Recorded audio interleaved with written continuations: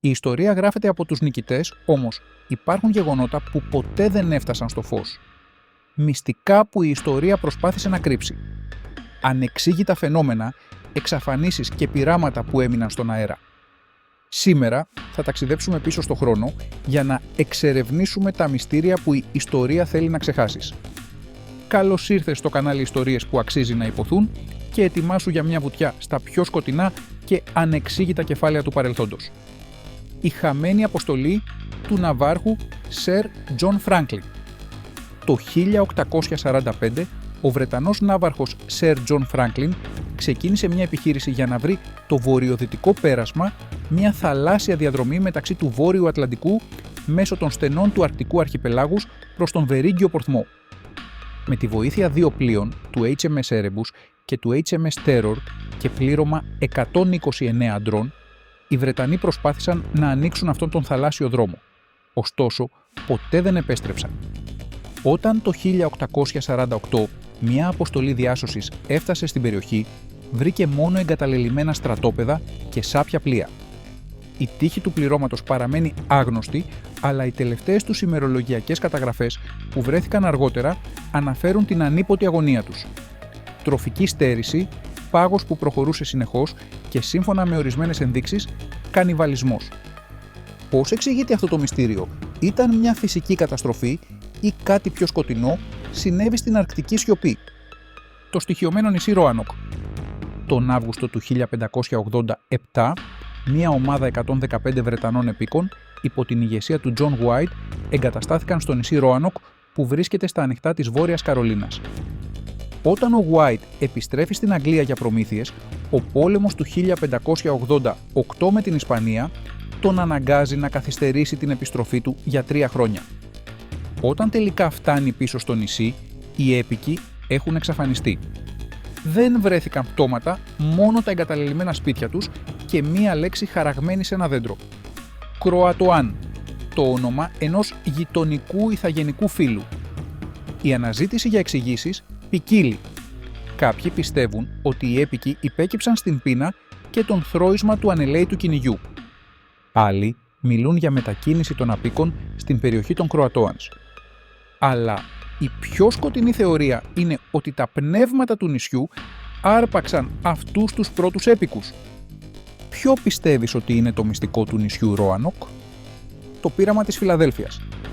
Στις 28 Οκτωβρίου του 1943, στο ναυπηγείο της Φιλαδέλφειας στην Πενσιλβάνια, σύμφωνα με καταγγελίες και ανατριχιαστικές μαρτυρίες, το πολεμικό ναυτικό της Αμερικής πραγματοποίησε ένα πείραμα με σκοπό την αορατότητα και την τηλεμεταφορά.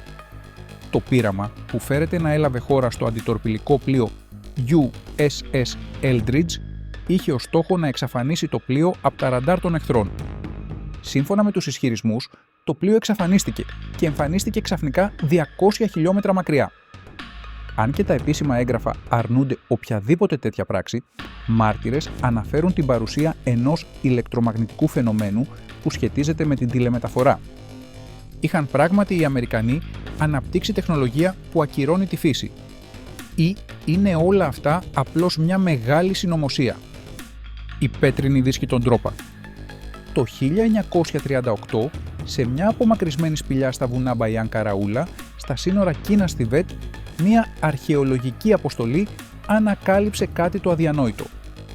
716 πέτρινους δίσκους με μικροσκοπικές χαραγμένες επιγραφές, παρόμοιες με ιερογλυφικά. Αυτοί οι δίσκοι, γνωστοί ως οι δίσκοι των Ντρόπα, υποτίθεται ότι αφηγούνται την ιστορία μιας εξωγήινης φυλής που προσγειώθηκε στη γη πριν από 12.000 χρόνια. Οι αναλύσεις έδειξαν ότι οι δίσκοι περιείχαν υψηλά επίπεδα κοβαλτίου και άλλων μετάλλων, γεγονός που τους έκανε να συμπεριφέρονται σαν μαγνητικοί δίσκοι. Ωστόσο, λίγο μετά την ανακάλυψή τους, οι περισσότεροι από τους δίσκους εξαφανίστηκαν μυστηριωδώς. Πρόκειται για μια αρχαιολογική ανακάλυψη που θαύτηκε σκόπιμα. Ή μήπως η ιστορία θέλει να ξεχάσουμε αυτή τη συναρπαστική θεωρία? Το μυστήριο του χειρόγραφου Voynich. Ένα από τα μεγαλύτερα άλυτα μυστήρια της ιστορίας είναι το χειρόγραφο Voynich. Πρόκειται για ένα βιβλίο γραμμένο σε μια ακατανόητη γλώσσα, γεμάτο με παράξενα σχέδια φυτών που δεν υπάρχουν πουθενά στη γη, αλχημικά διαγράμματα και ενιγματικά σύμβολα. Το χειρόγραφο χρονολογείται στον 15ο αιώνα και παραμένει αμετάφραστο παρά τις προσπάθειες των μεγαλύτερων κρυπτογράφων, γλωσσολόγων και ιστορικών.